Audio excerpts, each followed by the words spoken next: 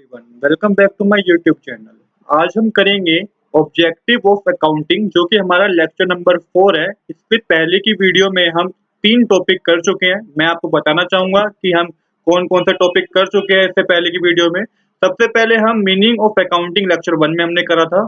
Accounting second हमने lecture 2 में करी थी और characteristics of accounting lecture number 3 में किया था। आज हमारा लेक्चर नंबर 4 है, जिसमें हम सीखेंगे ऑब्जेक्टिव ऑफ अकाउंटिंग। मैं आपको सजेस्ट करूँगा, यदि अभी तक आपने ये 3 वीडियो नहीं देखी हैं, तो प्लीज़ आप एक बार ये तीनों वीडियो ज़रूर देख लें। लिंक आपको इस वीडियो की डिस्क्रिप्शन में आपको मिल जाएगा। पिछली वीडियो के तीनों वीडियो के लिंक मिल जाएँगे आपको। आइए आज समझते हैं ऑब्जेक्टिव ऑफ अकाउंटिंग। ऑब्जेक्टिव से मतलब है उद्देश्य, कि अकाउंटिंग के क्या-क्या उद्देश्य होते हैं।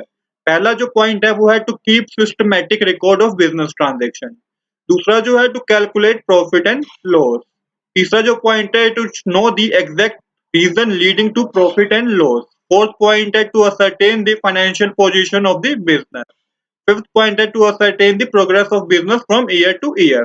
सिक्स्थ पॉइंट है to prevent and detect error and fraud. Seventh point है to provide information to various party. ये 7 पॉइंट है जो कि ऑब्जेक्टिव ऑफ अकाउंटिंग में आते हैं। आपको इस 7 के 7 पॉइंट को याद रखना पड़ेगा। जो इसके अंदर का कंटेंट होता है वो तो आप अपनी लैंग्वेज में लिख सकते हैं समझ के, बट ये पॉइंट में आपको चेंज नहीं कर सकते। ये पॉइंट आपको ऐसे ही लिखने होंगे, जो कि मुश्किल भी नहीं है, क्योंकि आपने नोट किया होगा सारे सेंटेंस जो है, सारे पॉइंट जो है वो टू से स्टार्ट हो रहे हैं। To keep systematic record, to calculate profit and loss, to know the exact reason behind leading to profit and loss. तो आप एक बार इनको पढ़ेंगे तो आपको ये 2 से 4 मिनट में याद हो जाएंगे, कोई ज्यादा टफ चीज नहीं है। आइए अब बारी-बारी करके हम इसके हर एक पॉइंट को डिटेल में समझते हैं कि एक्चुअल में इसका एक्चुअल मीनिंग क्या है। तो सबसे पहले बात करेंगे to keep systematic record of business transaction. The main objective of accounting is to keep the complete record of business transaction as per the specified rule. तो मेन जो ऑब्जेक्टिव होता है वो अकाउंट्स का, वो यही होता है कि जो भी बिजनेस में ट्रांजैक्शन हुई है रिलेटेड टू मनी, चाहे वो 1 रुपए की है चाहे 1 लाख रुपए की है, उसको रिकॉर्ड करना, वो सारी ट्रांजैक्शन को रिकॉर्ड करना ही सबसे पहला काम होता है अकाउंटिंग में। इसके बाद क्या कह रहा है, complete record of business transaction help to avoid possibility of fraud and omission. अगर हमारे पास कंप्लीट रिकॉर्ड होगा ना, तो हमारे पास ये सारी प्रॉब्लम जो होती है फ्रॉड वाली और जो ओमिशन वाली जो हम भूल जाते हैं, ये चीजें नहीं होंगी। कंप्लीट रिकॉर्ड होने से हमें सेफ्टी हो जाएगी इन 2 चीजों के लिए। अगला कह रहा है, for this all business transaction are recorded in journal और subsidiary book and then posted into laser.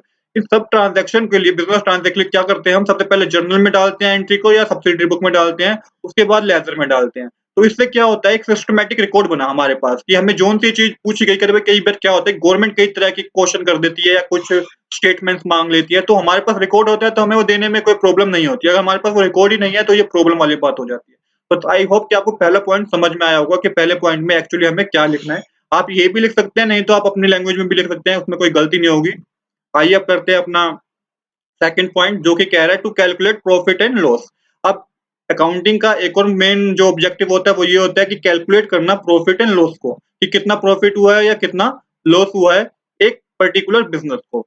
The second objective of accounting is to show the actual profit और loss of the business during the financial year, कि actual में कि financial year में कितना actual में profit हुआ है और लॉस हुआ है। फॉर कैलकुलेटिंग, अब इसको कैलकुलेट करने के लिए क्या अकाउंट बनाए जाते हैं, for calculating profit and loss trading and profit and loss account are prepared at the end of each year. तो इसके लिए ट्रेडिंग और प्रॉफिट एंड लॉस अकाउंट बनाए जाते हैं हर साल के अंत में। इससे ही पता चलता है कि एक्चुअल में बिजनेस को प्रॉफिट हुआ है तो कितना प्रॉफिट हुआ है, या लॉस हुआ है तो कितना लॉस हुआ है। A businessman is able to get the below information with the help of trading and profit and loss account। तो बिजनेसमैन को क्या-क्या इन्फॉर्मेशन मिल जाएगी ट्रेडिंग एंड प्रॉफिट लॉस के बाद। उसको पता चलता है कि how much good have been purchased during the year, कि उसने कितना सामान बेचने के लिए खरीदा था। How much good have been sold during the year, कितना सामान उसका बिक चुका है, जितना उसने खरीदा था क्या उतना सामान उसका बिक चुका है। How much good have been remained unsold during the year, तो ऐसा क्यों, क्या कोई सामान है जो हमने साल के शुरुआत में तो खरीदा तो था बट वो अभी तक पड़ा है, वो बिका ही नहीं, जिसे हम क्लोजिंग स्टॉक बोलते हैं। तो कितना वो वाला सामान कितना है। तो ये सारी बातें जो होती हैं ये हमें पता चलती है trading and profit and loss account से। इसके अलावा भी कुछ बातें होती हैं, यहाँ पे मैंने कुछ चीजें ही लिखी है। आप अपने बुक में, आपके डीके गोयल की बुक में आपको दे रखा है, आप उसमें से पढ़ के भी लिख सकते हैं, नहीं तो इतना भी लिखेंगे तो ये भी इनफ होगा आपके आपको आपके एग्जाम के लिए। आइए चलते हैं अब थर्ड पॉइंट पे, to know the exact reason leading to profit and loss. अब ये रीजन भी बताता है, अगर आपको प्रॉफिट हो रहा है तो उसका रीजन क्या है, लॉस हो रहा है तो उसका रीजन क्या है। ये पूरा रीजन के साथ हमें डाटा देता है कि भाई अगर हमारा प्रॉफिट हुआ है तो क्या चीज सबसे ज्यादा बिकी है, अगर लॉस हुआ है तो क्यों लॉस हुआ है, क्या हमने ऐसी गलती की है कि जिस वजह से हमारे को लॉस हो रहा है। Every business want to know the income earned and expenses during a particular period, usually at the end of the year. Profit and loss statement account show the profit losses earned by the business for a month or a year. तो ये वही बताया गया है कि हर businessman को पता होना, हर बिजनेसमैन ये चाहता है कि उसे पता रहे कि उसके बिजनेस को कितना प्रॉफिट हुआ है, कितना लॉस हुआ है। तो ये पूरा जो अकाउंट्स है, अकाउंटिंग है, ये यही बताती है कि क्या रीज़न से आपको प्रॉफिट हुआ, किस रीज़न से आपको लॉस में हो रहा है। तो trading and profit and loss account help business to know the exact reason behind every profit और लॉस इन अ बिज़नेस। तो trading and profit loss account की मदद करता है कि एग्जैक्ट रीज़न क्या है बिटवीन द प्रॉफिट और बिटवीन द और the loss in a business. क्या वो रीज़न है जिस वजह से प्रॉफिट हो रहा है या फिर लॉस हो रहा है। आई होप दोस्तों आपको थर्ड पॉइंट भी क्लियर होगा। आइए करते हैं अपना फोर्थ पॉइंट को, to ascertain the financial position of the business. यहाँ पे बहुत जरूरी है इस पॉइंट को समझना। फाइनेंशियल पोजीशन से मतलब जो है ना, वो है कि एक बिजनेस के पास कितनी एसेट्स है, कितने उसके पास मशीनरी है, कितनी उसके पास बिल्डिंग है। इस तरीके की जो चीजें होती है वो फाइनेंशियल पोजीशन में आती है, कितना उस पर लायबिलिटी कर्ज चढ़ा हुआ है। आइए इसे पढ़ते हैं। Every businessman want to know the financial health of the business. बिल्कुल सही बात है कि हर बिजनेस को अपने बिजनेस की फाइनेंशियल हेल्थ के बारे में पता होना चाहिए।